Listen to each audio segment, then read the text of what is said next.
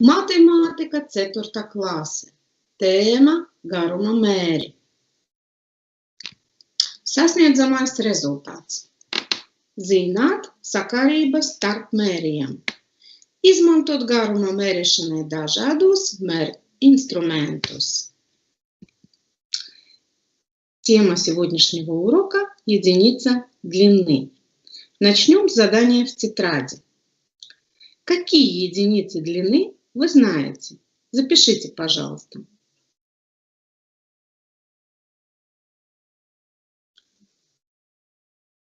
Выразите 1 дециметр в сантиметрах и миллиметрах.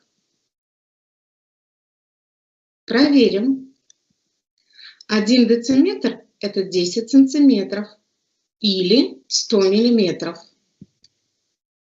Начертите отрезки длиной 1 дециметр и 1 сантиметр.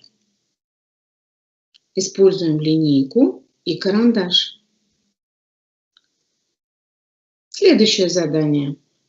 Выразите 1 метр в дециметрах и сантиметрах. Запишите в тетради.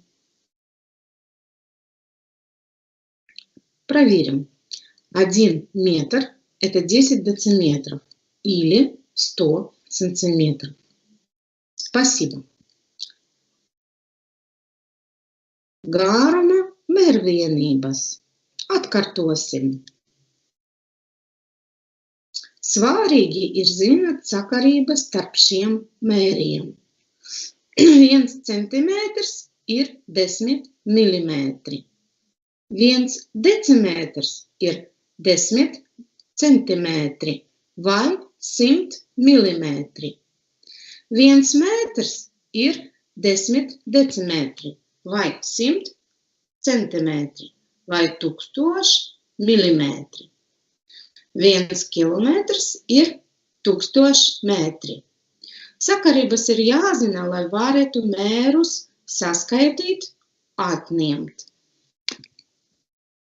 Padomā, kurmītis no savas mājas līdz pļāvai nobrauca 1 kilometru. Vai tas ir daudz vai maz? Atceries, 1 kilometrs ir 1000 metri. Pieauguša cilvēka solis ir aptuveni 1 metrs. Pamēģini saskaitīt 1000 savus soļus, lai redzētu, cik apmēram ir 1 kilometrs. Paldies! Занимательная страничка математики. Вспомните, пожалуйста, ребята, мультфильм «38 попугаев». И подумайте, как появились меры длины. Сегодня мы все с вами знакомы с линейкой, метров. А чем же измеряли длину раньше? Оказывается, первыми измерительными приборами были части тела, пальцы рук, ладонь, ступня. А у древних египтян основной мерой длины служил локоть, расстояние от конца пальцев до согнутого локтя. А как измеряли длину в мультфильме «38 попугаев»? Кто помнит? Если не помните, откройте, пожалуйста, эту ссылку и посмотрите этот мультфильм и ответьте на этот вопрос. Знаете ли вы, ребята, что многие народы измеряли длину шагами, двойными шагами, тростями? Очень большие расстояния измерялись переходами, привалами или даже днями. В Японии существовала мера, которая называлась лошадиным башмаком. Она была равна пути, в течение которого изнашивались соломенная подошва, привязанная к копытам лошади. А в Англии существовали единицы длины, которые связывались с частями тела человека. Дюйм 2,5 сантиметра. В переводе с голландского означает большой палец. Фут 30 сантиметров или 12 дюймов. С английского переводится как нога. Ярд – это расстояние от носа короля Генриха I до конца среднего пальца его вытянутой руки.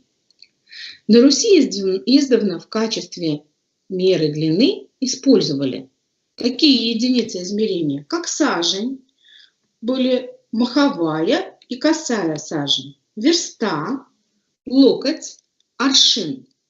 Маховая сажень, например, равнялась 1 метру и 76 сантиметрам, а расстояние между раскинутыми в сторону руками – это и есть маховая сажень.